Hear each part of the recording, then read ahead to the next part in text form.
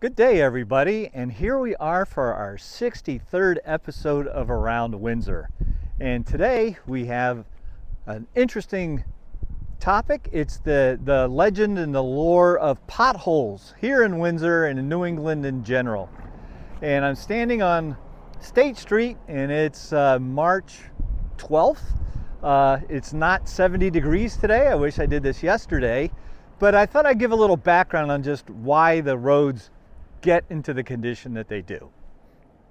And it's one of the interesting things I find about this job is you learn things about a lot of different topics just because there's a lot of different things that happen in a community. So there's a little bit of closure for me on this because State and Escutney Streets paving was the first project that I did when I came to town back in 2011. It was actually, I think, the fall of 2011. The town had just finished up a pretty big water and sewer main replacement as part of the shovel-ready projects of the mid-2000s. But part of that project did not include repaving the roads. And there are these big trenches going down State and Escutney Street where they put the new pipes in, and the roads were already really bad. I thought, how in the world can you not repave these roads? So we found some money, scraped it together, and we dug down 9 inches, put all new sub base in, and then put 3.5 inches of paving on top. And particularly anybody going to the hospital in an ambulance was very pleased with the new smooth ride on State or Escutney Street. At the time, the engineers said, well, you know, to do it right, you should go down 36 inches to get below the frost line, but that would have been $1 million. To go 9 inches cost us $250,000. And it would have lasted 20 years, they said, if we went to 36 inches, and 10 years with the 9 inches, and we didn't have any money. So long and short, we went down 9 inches, replaced all the sub base, and put 3 inches of pavement on top. So here we are 15 years later, and I would say the next town manager is going to come in and say, wow, look at State and Escutney Street, they're as bad as they were forever. So this is a little background on why. The first part that I learned is 10 to 15,000 years ago, Lake Hitchcock was on top of us. And Lake Hitchcock was formed by retreating glaciers. And you go, Lake Hitchcock, is that the same Hitchcocks as like Mary Hitchcock Hospital? And the answer is no. A guy named Edward Hitchcock, who is a geologist in Amherst, was studying those kind of things. And since he was the smart guy that figured this whole thing out, they named it Lake Hitchcock, and it kind of went from St. Johnsbury down to around Rocky Hill, Connecticut, along the Connecticut River, and eventually down to Long Island Sound. So we were all underwater. When the lake went away, it left all kinds of just sedimentation. So basically what we have under our feet is a whole lot of sand or ledge. And you can see the erosion that happens, like when Brook Road washed out, you know, in 2011, just how the sides sloughed away, and you can see examples of that all around Vermont. You can see here in the spring where we have, you know, the frost is coming out of the ground. It basically turns to jello underneath the road here, and within a week or two, you're going to see State Street that just undulates, and then by the summertime, it settles back down. But all of that undulation cracks the roadways and the surfaces. So in this particular area, we have a manhole that's got like rings of cracking around it. And that's not because the manhole sunk, that's because the road rose around it. And the manhole is a fixed structure. So you see this time of year where the manholes all sink, you hit that with your car, it's a pretty big jarring divot to hit, but it should come back. There's another manhole across the way that's got a pothole that is forming around it. And then along the way here, there's some other potholes and a lot of cracking that's going on in the surface. And that's because of the poor subbase, the glacial silt, as it's called, that underlies everything here. Like over that way, it's the big drop off on State Street or Pine Street that goes down to Runnymede Pond. That's all very loose granular soils as well. So that's the first thing. It's just the subbase here unless we spend, these days it'll be $2 million a mile to do that, like the interstates do. You don't see the same kind of movement on interstates, but that's what's going on with our municipal roads. The second thing is bad is during the wintertime, you can only fill potholes with what's called cold patch. And it looks like asphalt, but it's cold. And we keep a big pile of it in the inside of our town garage. And when we can, we go out and put it back in the potholes.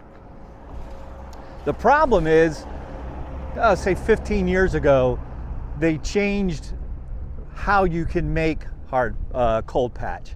And you can't put as much of the chemicals in that bind it.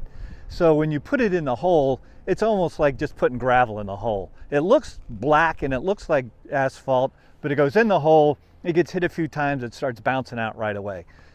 To make it even worse, if the hole is wet, the binder that does exist in it doesn't bind. So we go out, I was going to show you a pile of the cold patch today, but the guys were out yesterday putting it all over town, so it's all gone. But it's very short-lived. So it's a lot of effort to go carry it all around and put it in the holes, but it doesn't last very long. So this is just a real tough time of year.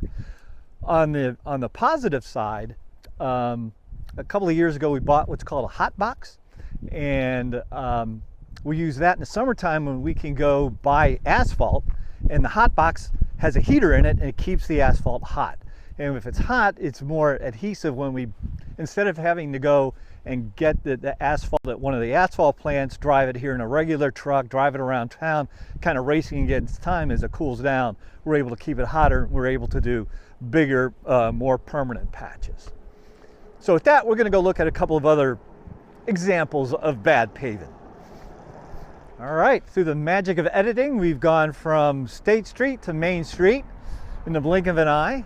And I'm in front of the M&T Bank branch, and there is not a pothole, but a frost heave that is on Main Street. And why do we have this thing here that looks just like a speed bump?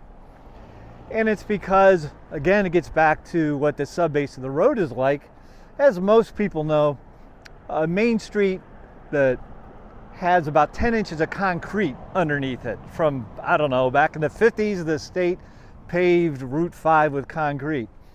And at some point in the recent past, we had a sewer main break. So we had to dig up the road and cut through the concrete and fix the pipe and then put the dirt back in the hole.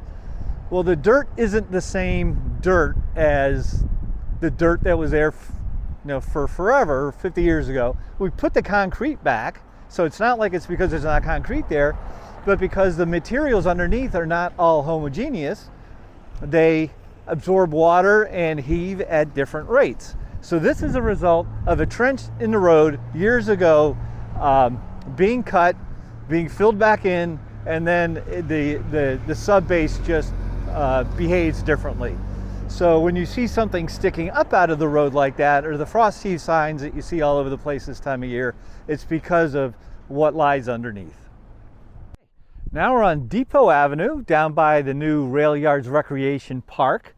And this is a road that was supposed to get paved last year, but the contractor had some problems with their equipment. They did the parking lots and stuff here, but they weren't able to do the road. So that's on the schedule, hopefully for early spring. But you can see over time all the alligator cracks, and then that just gives way, and then the frost heaves make it worse and worse. And even on a road that doesn't get a whole lot of traffic, it's pretty bad. So here's another example, but we'll be taking care of this one in the spring. All right, so now we're over on Central Street, and I'm standing on an example of the kind of patch that we can now do with our hot box that I talked about.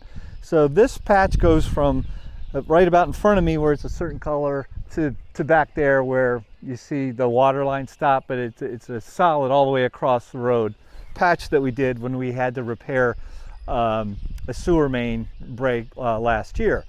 And by having the hot box, we can bring a lot more material in, keep it very pliable, bring in a steamroller and roll it. Now, if you're saying, but you did that on Central Street, isn't that kind of like putting lipstick on a pig. I mean, this is probably the worst street in town. And we do have plans to pave it this spring. We've spent about $150,000 to do wastewater, stormwater, and sewer line upgrades. We had to get all the engineering done to do that. I'm not sure we're going to be able to get that project ready and up to bid for this spring, but what we will do is put an overlay that'll get us by for a couple of years anyway, to make traveling on Central Street a whole lot better, but we're not going to take care of all the infrastructure underneath. So that's pretty much the tour of potholes and frost heaves and how we address them and why they occur. Now, I think the last topic I'll cover is every so often I get a call or an email saying, hey, I blew a tire because I hit a pothole in town. Full disclosure, I spent $3,500 when I blew out a strut on my car when I was going home down on Hunt Road a few years ago. It's a terrible feeling. But the town does not pay for damage to your cars when they hit a pothole or something like that, unless it's like known negligence. Like say we were working in a sewer hole and we left the cover off it and you fell in.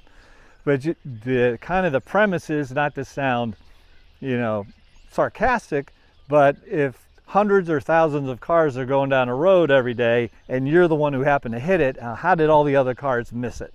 And frankly, none of the money comes out of an unknown person's pocket. When we pay to repair cars for potholes, it's coming out of the taxpayers' pockets, which is everybody here in town. So it's a very standard practice, but it's difficult this time of year. But watch where you're going, particularly at night. Figure every puddle in the road is, you know, a big pothole that can bend a rim. So take it easy, take it slow. A little bit of knowledge doesn't make the roads any better, but maybe it provides a little more understanding, and it just shows you how quickly things deteriorate in this New England climate, why it's so important not to get too far behind the curve. So thanks for watching, and I hope you found it informative.